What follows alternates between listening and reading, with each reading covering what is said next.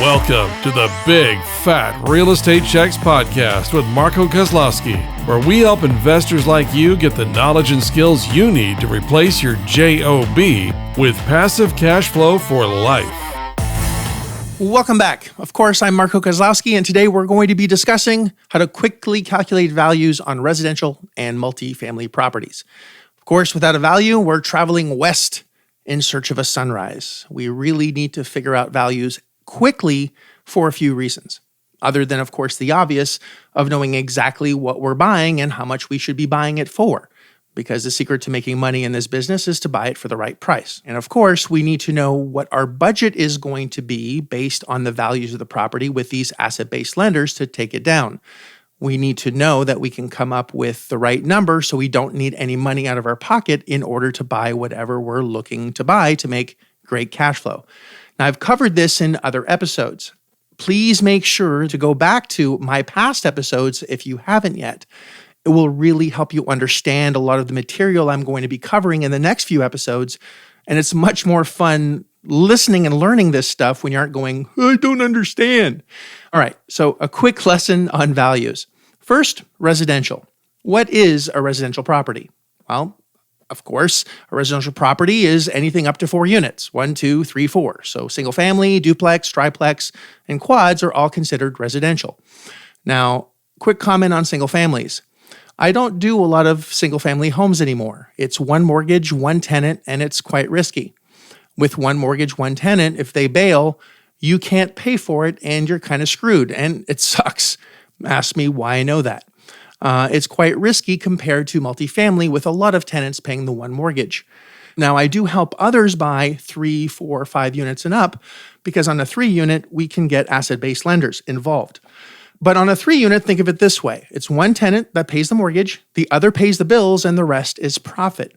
So if one leaves, you aren't completely screwed, and it spreads out and lowers the risk and also means higher returns.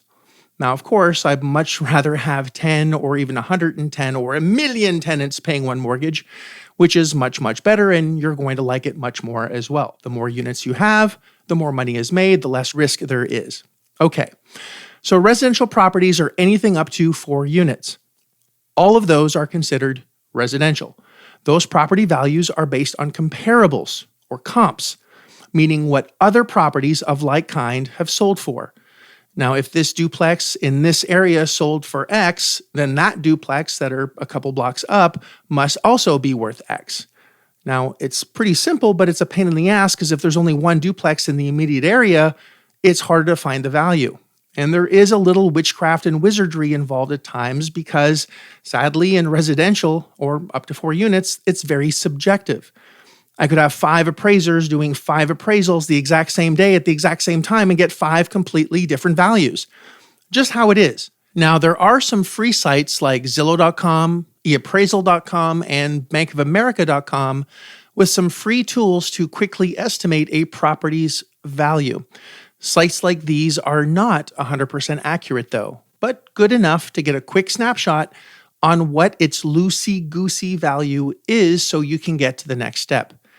That's why I much prefer multifamilies since it's income-based and not comparables-based or comps-based. It's so much easier, if that was even a word. It's just much more straightforward than residential to figure out its value. Okay, so let's nail down multifamily values. Now, anything over 4 units is considered commercial in multifamily. Now, you'll notice a 4 unit lives in both worlds. It swings both ways. It's the fancy cousin that goes, hey, how are you? It likes both things, residential and commercial.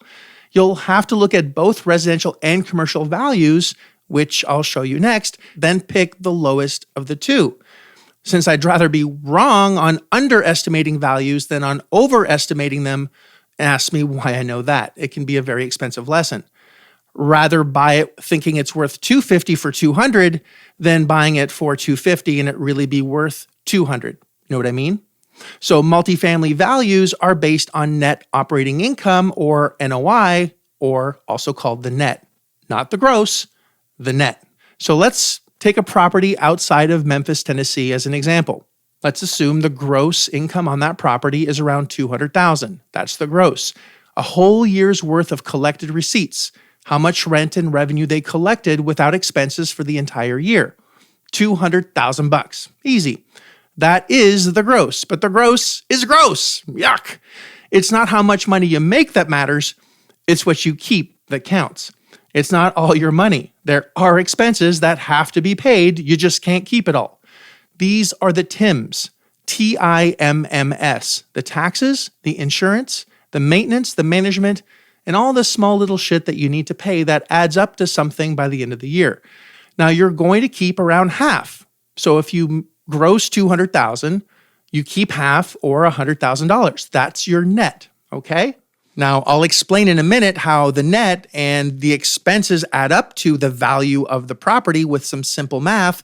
But first, I'd like to explain to you what the TIMS are, the taxes, insurance, maintenance, and management, so you understand why these expenses are important and a detailed explanation of how each one has to be paid or it's bad news bears.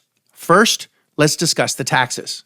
If you don't pay the property taxes, you lose the property. You got to pay the property taxes, period. The insurance, you have to insure the property. If there's a fire, an accident, natural disaster, you're covered. But don't be scared of what could happen. That's what insurance is for. If there is a disaster, insurance pays for it. It could buy you a new building or new homes. It's not all that bad, so relax. As long as you have the right insurance, you can sleep very well at night. Let's talk about maintenance. This is really important. Keeping the property in tip-top shape to have people want to live there, not live in a poorly maintained dump. Tenants pay the bills. In fact, they pay your bills. They are important, very important. We want to take care of them, give them a safe place to stay, serve them, and deliver a well-maintained home that they stay and they pay in so they take care of us for the future. It's that simple. The happier they are, the more money we make. That's it. If we don't maintain the property, you lose tenants, it makes less money, and that will affect the value of the property. Okay, next, management. You don't do any of that. It's forbidden for you to manage these properties, and I mean forbidden. No, you don't want to be speaking to Jerry Springer tenants ever.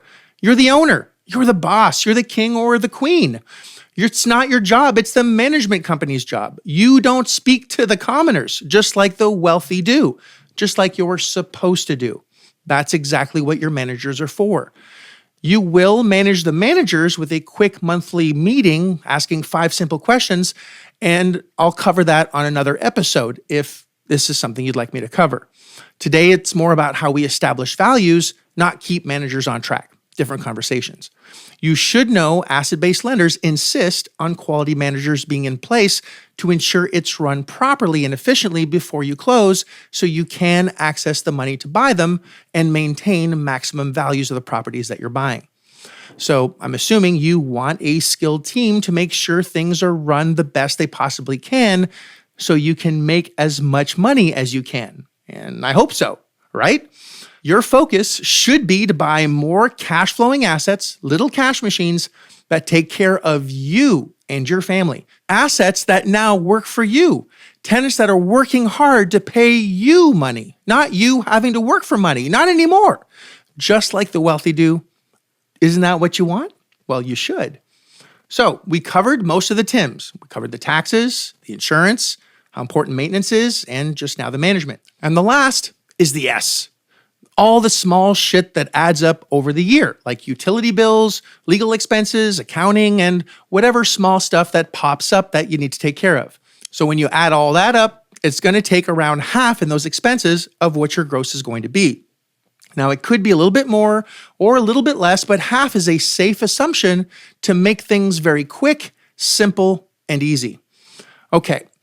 When you know what the gross is, let's call it $200,000, you pay your taxes, your insurance, the maintenance, the management, and all the other small shit, you're left with half or $100,000. That's the net, okay? So far, so good. Now, how is knowing that net relevant to the value of the property?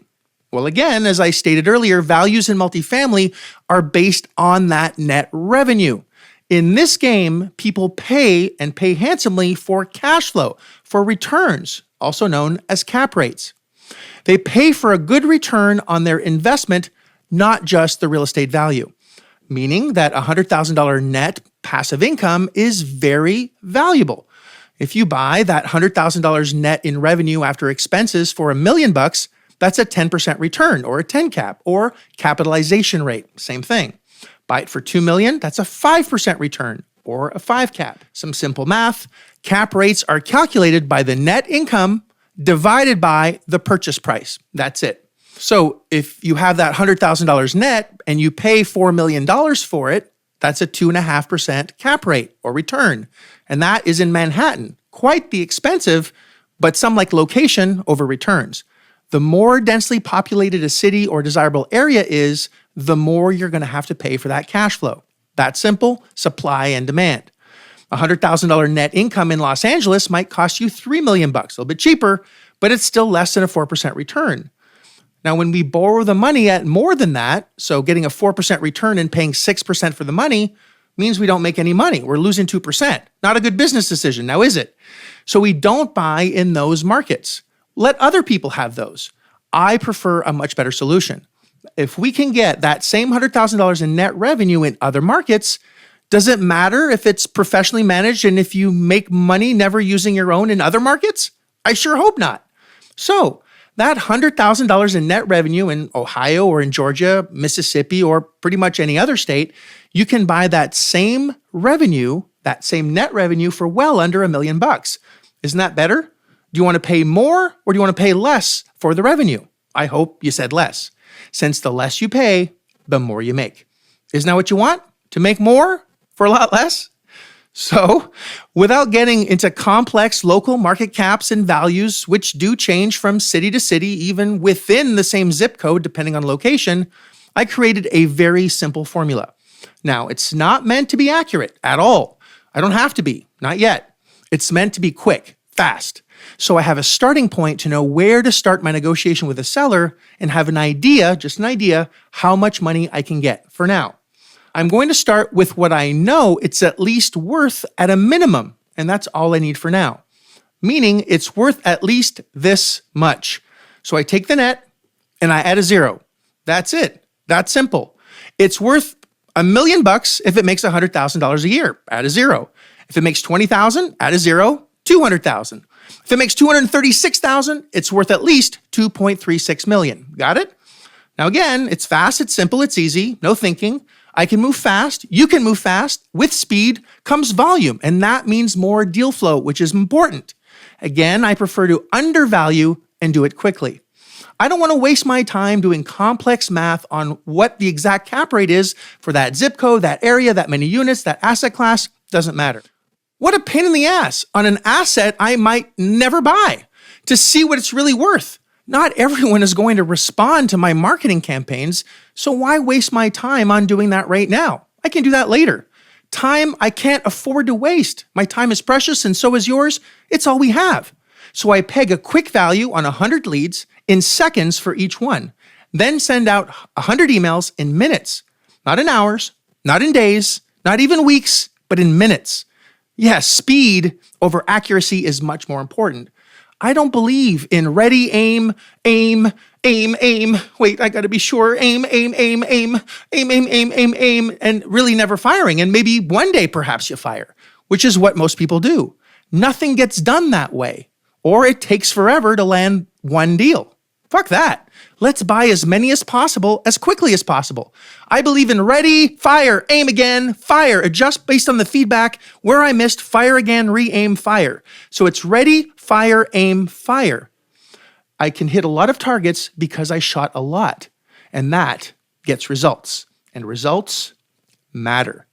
This translates to me, or to you, negotiating with sellers that respond, that need our help, that are open to a discount, that are motivated, and are open to a quick sale in exchange for a lower price. And when they do that, and only when they do that, that's when I know I can do my research because we're closer to a deal. I don't need to waste my time. So once we get to that point, then we can easily find local values with the help of locals that know the area much better than we do and figure out what the cash flow is for that area in minutes and what it's worth. Nice and easy, Japanesey. Then we get 70% of the value to buy the asset, not the purchase price, as discussed in other episodes from asset-based lenders, and boom! The seller gets what they need, we serve them, they're happy. The lenders get to use their cash at a decent rate of return with a 30% equity spread, which is safe for them, and they're happy. And we purchased an asset at a great discount, creating instant equity and make a monthly profit without a nickel out of our pocket. And you bet your sweet dippy, we're happy too. How much money did we make? Making everyone around us happy? Well, tune in on the next episode and I'll show you exactly how much money you make in this whole process and how much this process makes you. It's very exciting.